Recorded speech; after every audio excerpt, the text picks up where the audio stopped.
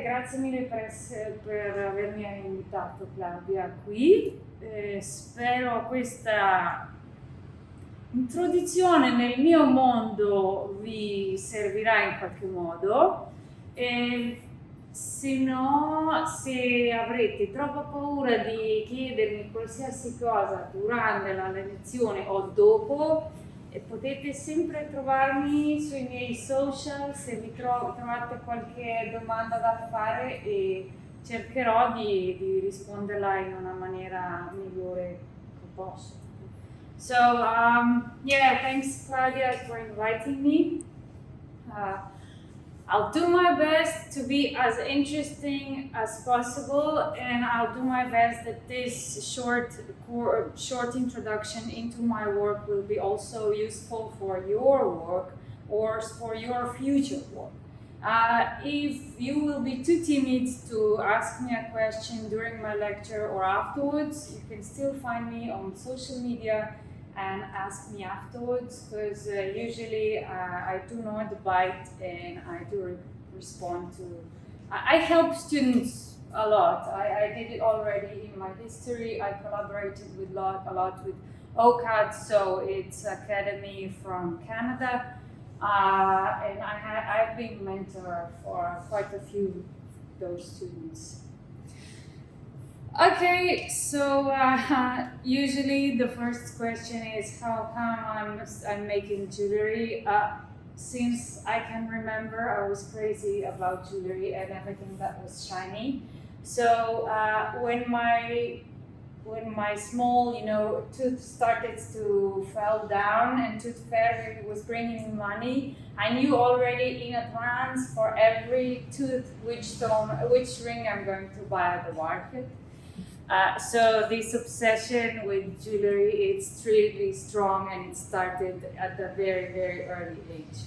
Come ho iniziato? È iniziato prima come un hobby, perché ho visto nella scuola elementare quando avevo 7 anni, avevamo questi insegnanti nella parte dopo le lezioni ufficiali, no? Nella parte libera, che ci facevano conoscere i materiali con cui potevi creare piccole sculture, piccoli oggetti, e lì facevamo anche gioielli per modo di dire, con le perline, con fino, massa, con i materiali quelli che li trovi in hobby store.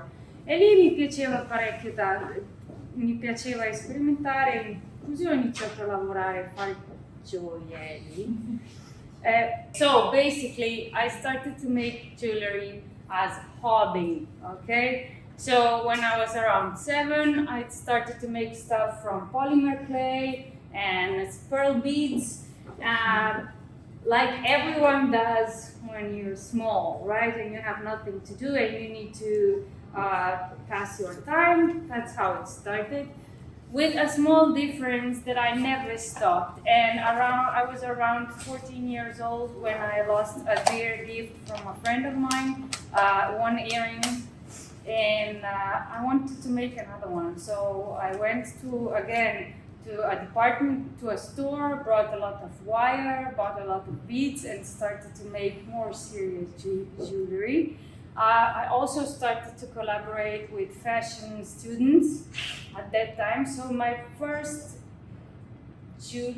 let's call it custom jewelry, I used for a fashion show when I was 16 years old. So friends of mine, they made clothes and I put on some jewels. Also, I used everything by the age of 16. So I would use material such as rose lines from my grandma. I found tons of stuff on antique markets. I would already use a lot of leather. I also used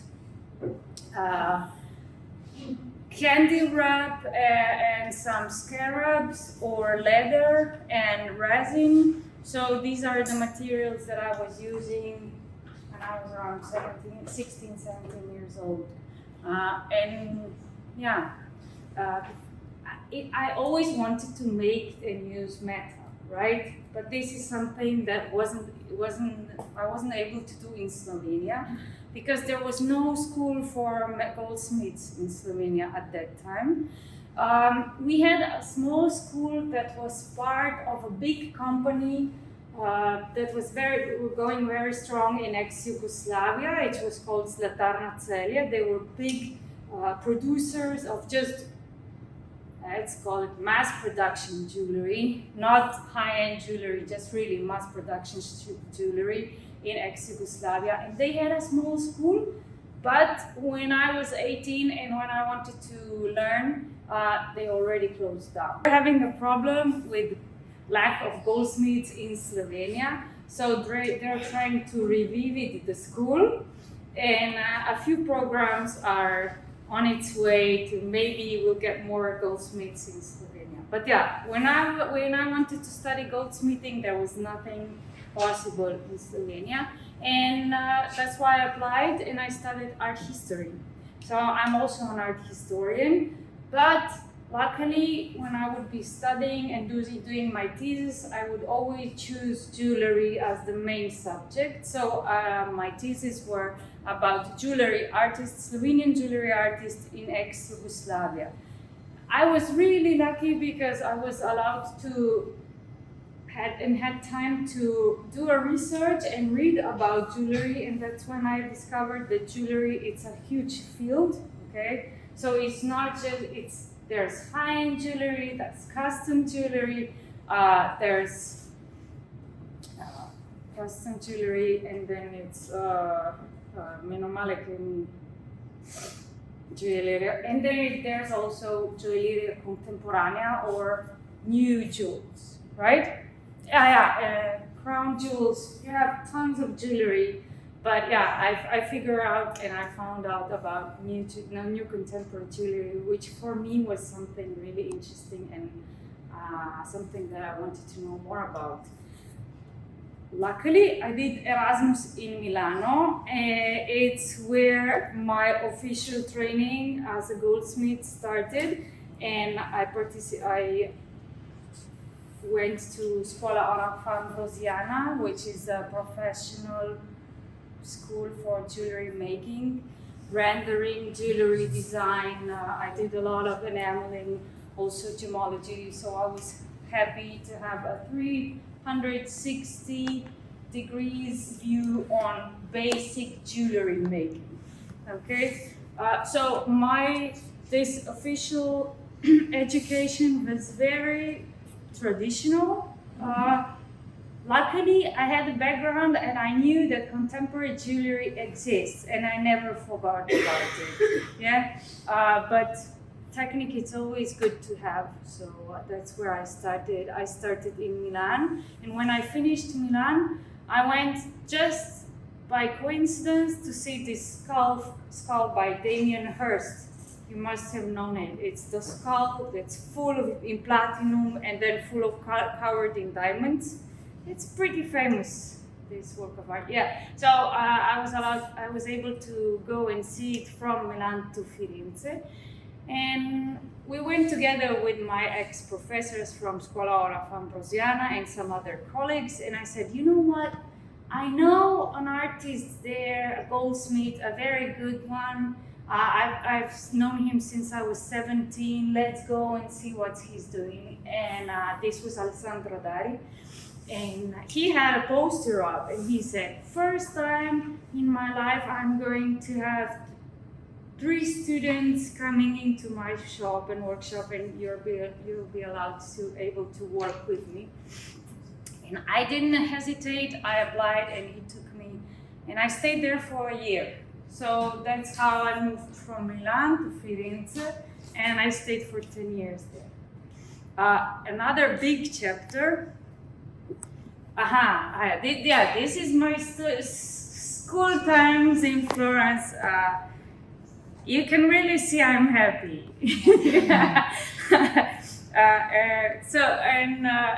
What's more better than to see the mid result, right? When you do, it's the expectation when you're making a new piece and you don't know how it's going to turn out, and when you pick it up from the clean, it's either it's great or either it's bad, but it's always a surprise, and I love that part. I love the experiment part. So with all of these traditional technique that I gained in Milano and then in Florence by different jewelers, also Marco Garezzini, who is a very high-end traditional Florentine jeweler. He was the one, he was always the one, he still is. If I have some problems, I always ring him and I'm like, Marco, how it's done? Usually I know how it's done, but it's nice to have someone with whom you can talk over how you're going to make a project. And if you ask me if, I will never stop learning. I will never stop learning techniques because there are so many ways to make something. And also, I don't think there's the right way to make something. I think there's the right way for me in a certain period of time to make it, okay? So me and Claudia, we would probably choose different approaches to making the same similar result right now, currently. But maybe if I go into 3D design and study it for next 5 years, then I would do it more similar to her, right? So there's no right way. These small radice, roots, from these typical traditional or goldsmith's way, so you know the result in advance. I make sketches, so I know in advance already what I want to obtain. So that's why my approach is different. I don't do experiments and by coincidence something nice happens. Yes, it does, but this is not my final result that I want to obtain. Ok, è andata un po' lontano, però va bene. So, in Florence, I was so lucky. I didn't know, after all my formal formation, I didn't know where to work. Am I ready to go and start to work and sell my stuff? No. I was lucky enough to find the first co-working jewelry space in Italy that was ever opened, and it's called Officine Nora. And the owner is Margherita de Martina Norante, which is the lady with the big brooch next to me with curly hair. I was lucky enough to find the studio, and the studio was packed with other jewelry artists, contemporary jewelry artists. Each of them had their different backgrounds. So Arata Fucci is the only guy in the studio, blessed among ladies or not. He's a Japanese artist. He studied traditional jewelry in Japan, and then he also studied in architetti. But if you see his work, he mainly uses traditional materials, so mainly metal, precious metal, but he works a lot with patinas and oxidation. So he works a lot with also working on surface and you'll ask me afterwards if you have any questions in particular about Arata. Margherita, she studied in Alchimia, which is also a famous contemporary art jewelry school, and she was important for me because we could talk concepts, and it's something that really I still miss when I'm at home back alone in Lubiana. For me, it was important, Officine Nora, also because we collaborated and we did several fairs and exhibitions abroad and in Italy together as a group. And the third thing that was important is that we had a small showroom/shop. So everything that we produced, we could show to the people, and we would have a direct feedback with different people, because luckily Florence are an international city, so we would have a crowd from all over the world, and you get feedback from people from all over the world, and you notice, luckily you don't get the same feedback, right? So you do notice that maybe I have a crowd somewhere else And then for my colleague, he would have mainly Italian customers. This is really important because when you start and when you're trying, don't give up, no? Just find your right target. Okay. Am I really boring? Super boring? What is? Okay. Very motivational. No, also I lived in Florence. I was studying in the arte, so it's really nice. I like this guy. I think I saw him in Santo Spirito. Yeah, because yesterday we had lunch together. Arata, he before moving to Italy, he was a watch designer for Casio, and he worked crazy hours. He told me usually he would sleep under his table at work because he would work for 13 hours straight. And then he said, I don't want to do this anymore. I want to make jewelry. And he came to Italy, and he kind of likes it in Italy. Huh? He has this love-hate relationship with Italy, but he doesn't want to leave. Yeah, he's a bit melancholic person, but he's an artist. It's really important that you find like-minded persons, or maybe people that have the same motivation as you have, because you can find strength in collaborations. Yeah. Through that group, I've also met AGF, so people from Art Jewelry Forum from United States, because they came and they visited when we set a show in the workshop. So really a lot of doors opened for me because I was there and working in that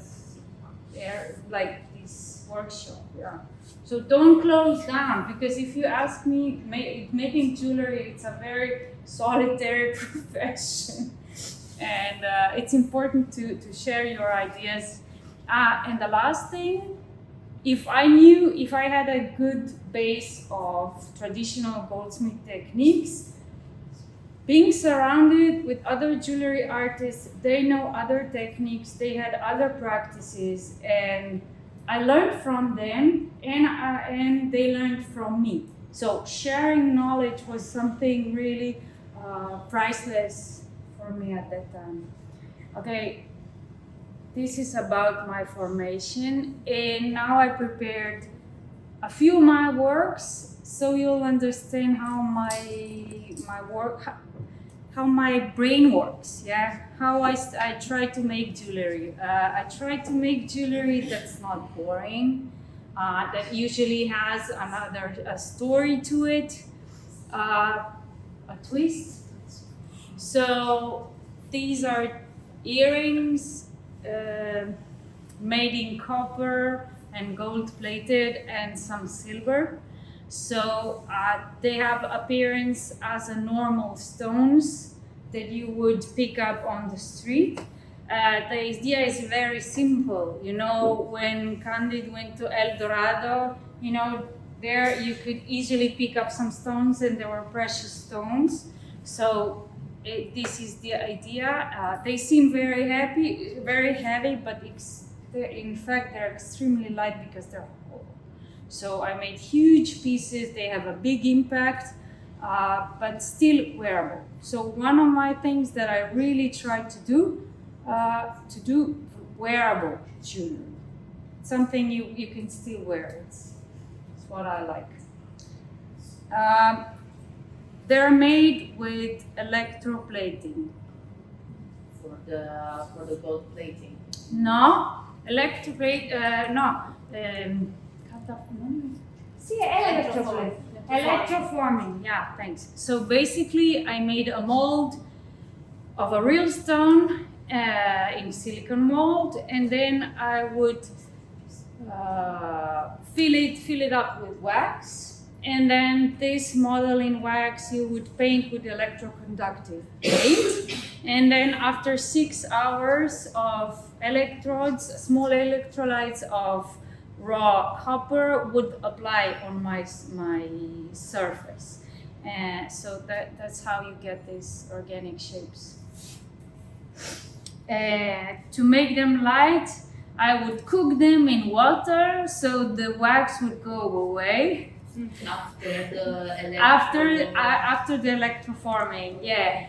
So the wax would go away, and I would then cover the holes and and then gold plate at the very end. It's a long procedure, not very healthy one. Yeah, because the very end you want to heat it up so all the wax goes away, and it's good to have a gas mask, but still. It's not super healthy. You need to be careful while working.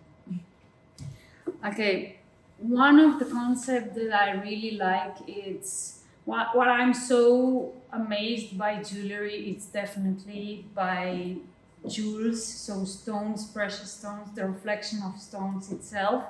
And I said, what I like about this, what's going on? The light is reflecting in them. So I said, why not just put the light itself on an earring? So yeah, it's a small LED light. It's a LED circuit that I designed, and then I did the whole design of the earrings, and they're called fireflies. Maybe they have a very mechanical view during the day, but during the night they get pretty magical because all you can see is just small lights flowing around. And then next to it, I'm sorry, my technical problems. It's supposed to be a video. It's a very simple pendant with a rough ruby, uncut ruby. A client gave it to me, and I really tried to show its best when I work with stones. Okay. So for me, I found the perfect solution when I hit a small LED light behind the stone. So you would really get this super fluo pink color. I thought it's cool. I liked it way more when it's turned on than off. But yeah. Okay. Without knowing it, we get so many influences where we live, and I lived my whole life before moving to Italy in Lubiana, and Lubiana was basically in the first half of 20th century completely remodeled by Jože Plečnik, so our most famous architect. And yeah, I would walk the streets of Lubiana and the bridges and the stairs on a daily basis. And luckily, when I was a student, I also worked in his museum/house museum. And I could really study his come si dice? Project. I could really study his projects, his work of art in every detail, because he also designed every furniture in his house. I know it's nothing special, it's not that nice, this chair, but it has 3 functions. So first of all, he didn't want it to have a comfortable chair. He wanted this comfortable chair, so you would have to be always vigilant and working. And then second of all, he would put a table, so when he would sit next to the stove where it was warm, he could draw or write something. And then underneath, under the seat, you can find a small cupboard where you can put your stuff, right? So multifunctional, and that's something that I was really interested in. So I applied it to my jewelry, and I made this piece, which is called Transformer. It has a very classical, simple geometrical shape, but you can use it in different styles. So I got inspiration definitely from Plečnik in using and reusing. And I just shipped the piece again that I made, and I made an upgrade. So there were 3 possibilities to wear on the video. The last one, I made a bracelet, so the main piece you can put it on the top. This is the updated version, but I don't have a video. Okay. Still Plečnik. So how come he was so popular in Lubiana? Mainly because he knew how to make nice stuff, nice forms with cheap materials, because we were without money after the World War. And he mainly used artificial stone and concrete. And these pieces, bunka, these small brooches, were made for an exhibition that we dedicated to him, along with other Slovenian jewelry artists. And I used his materials. So I used brass, colored glass, and concrete. And up there you can see the very form that I used. Yeah, he made. So these are actually small lamps that illuminate a small interior courtyard, and you can lit it up, and it's really magical. And when you usually when you're there, you're listening to a concert. So it's nice, maybe. Okay. So this collection is called Bonbon.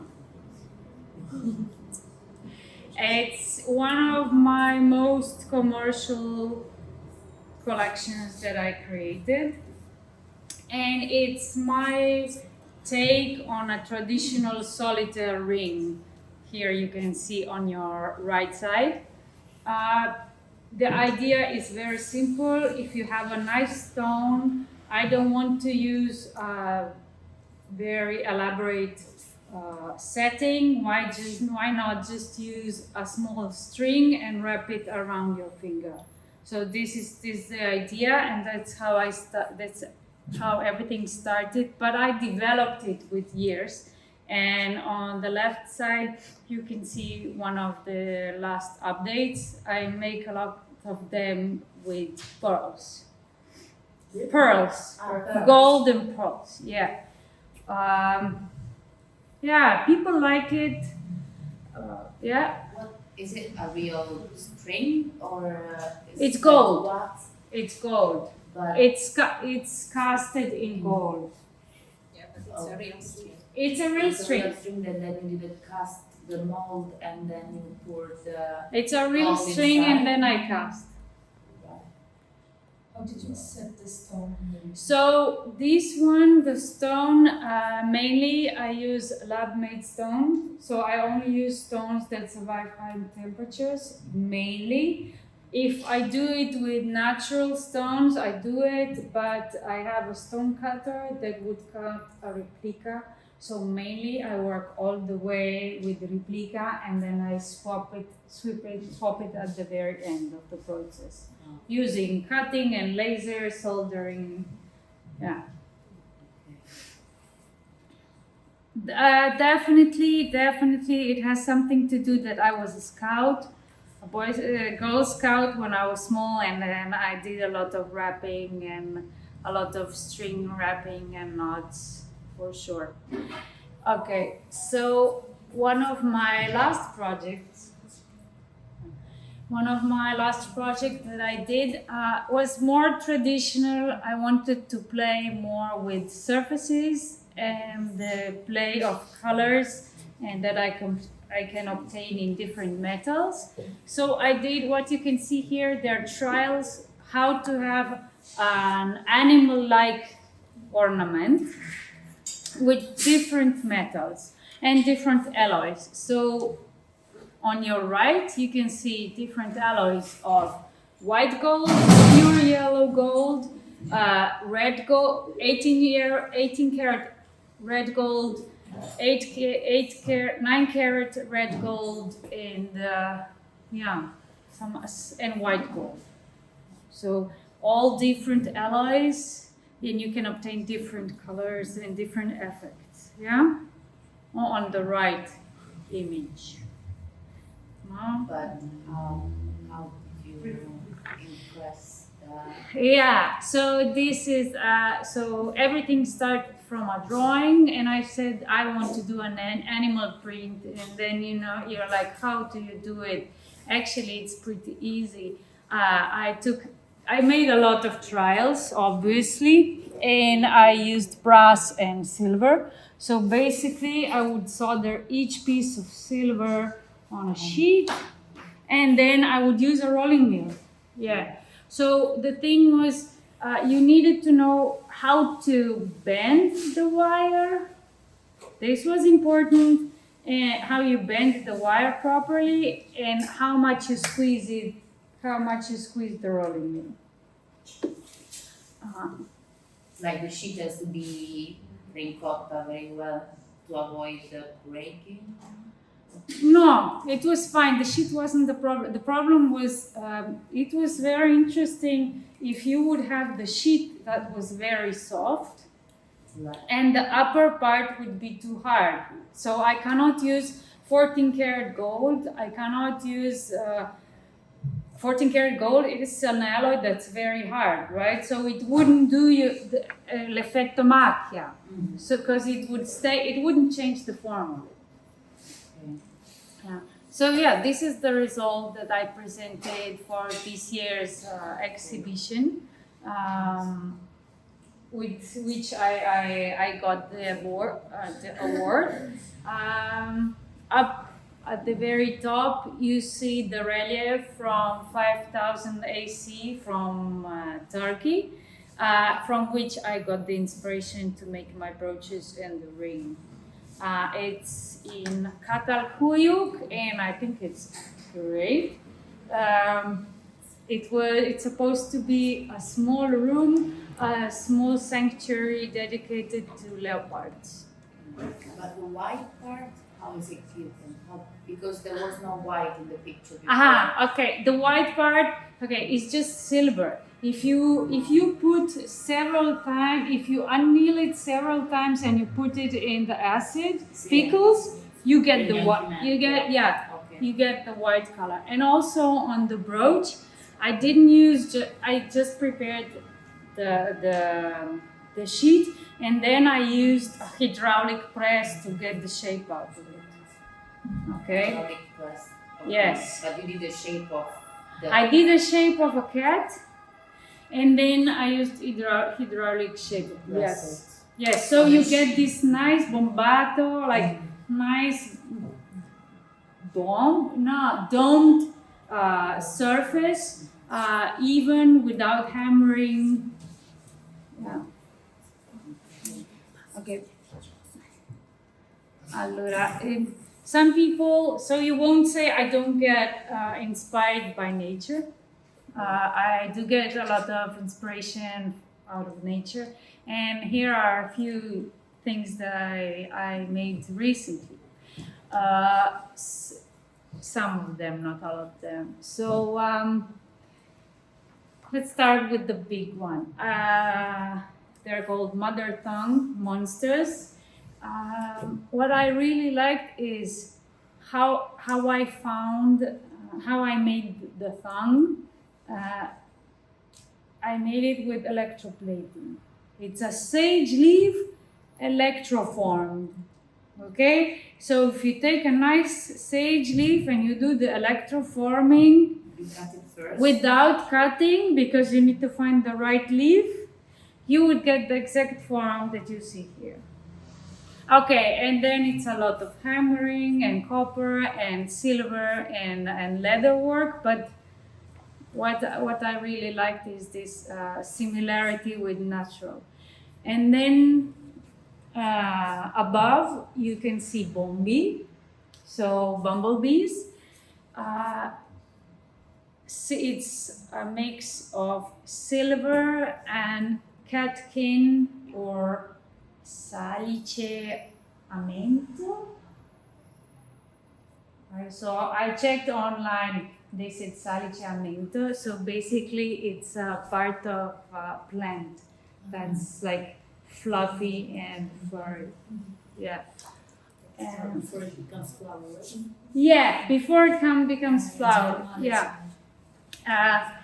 when I was 6, I was with my nanny, and she had tons of custom jewelry, but I don't know why I got an idea. I want to make earrings with these small plants, and I would literally push them too low in my earlobes. So luckily we got them out, and then after 30 years I was able to make earrings with the catkin, safe to wear.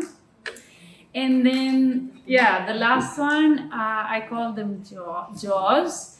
And what I like about them is that the actual movement. So when you clip the earring on your earlobe, it makes the actual movement of biting.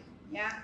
So it doesn't hurt, but you get this fun movement. Yeah. Similarity with what happens in nature. Yeah.